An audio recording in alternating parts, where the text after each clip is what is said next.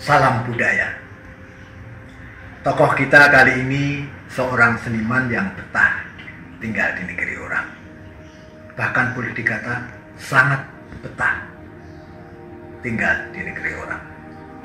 Berkelana di Eropa Barat, banyak tinggal di Paris. Bahkan Bung Karno, presiden kita yang pertama, ketika menjumpainya dan memintanya pulang, tidak mendapatkan hasil. Pada saat itu Bung Karno turun dari mobil, sengaja turun dari mobil untuk menjumpainya, melihat seniman ini lagi berjalan di trotoar. Bung Karno mengabaikan aturan protokoler, menjumpai seniman ini di trotoar dan mengatakan, "Ayo toh, pulang, jangan mati di negeri orang." Apa jawab sang seniman? "Saya tidak mau mati, saya akan hidup." Ternyata kata-kata sang seniman ini terbukti.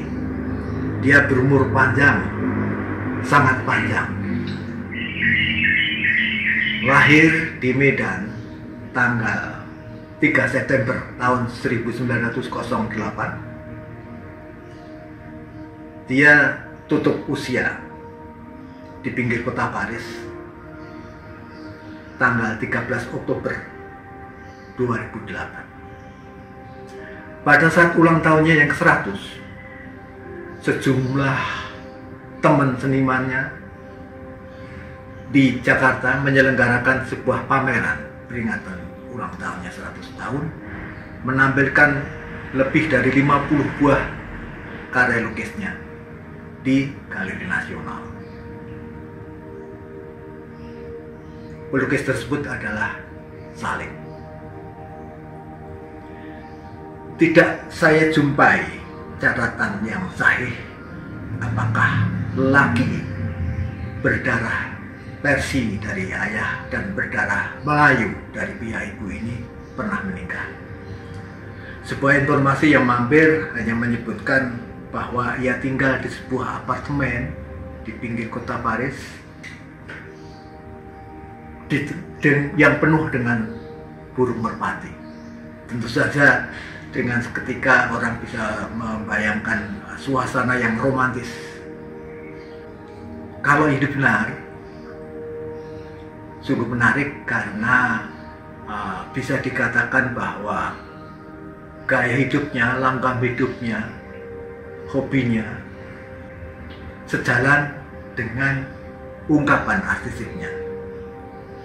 Sebagian besar kalau kita menatap banyak dari karya-karyanya, kita dihadapkan pada suasana romantis. Apapun objek yang dia lukis, katakanlah itu berupa hutan beton misalnya gitu, perkotaan, pemandangan perkotaan, atau pelabuhan, atau ya tentu saja perempuan, sosok perempuan, atau pohon, bunga. Praktis kita berhadapan dengan suasana romantis. Nah, karyanya yang dikoleksi oleh Bentara Budaya ini yang berjudul Venesia tentu saja juga bagian dari dalam tanda kutip romantisme dia itu. Di dalam bidang gambarnya di situ terlihat yang didominasi oleh warna kekuningan, kuning gitu.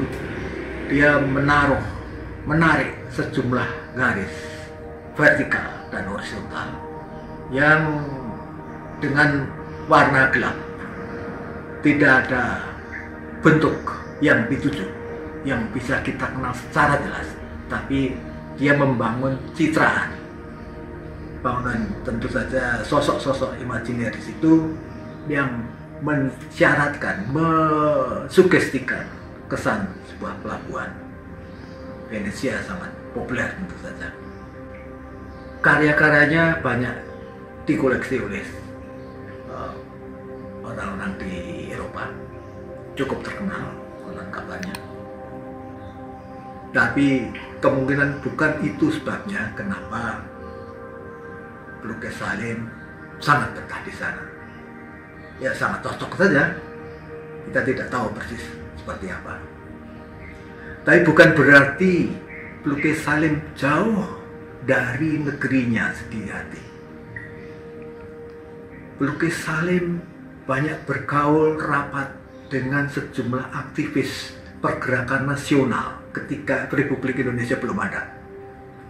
Di sana dia bertemu dengan Muhammad Hatta, mahasiswa Muhammad Hatta, dengan Syahrir dan berbagai nama-nama lain. Dan perjumpaan mereka terus memupuk rasa cinta tanah air, cita-cita besar bersama untuk mendirikan Republik Indonesia. Itu terus dihidupi dan Salim memegang itu sampai akhir hayatnya. Dia berjuang dengan caranya sendiri, dengan karya-karyanya.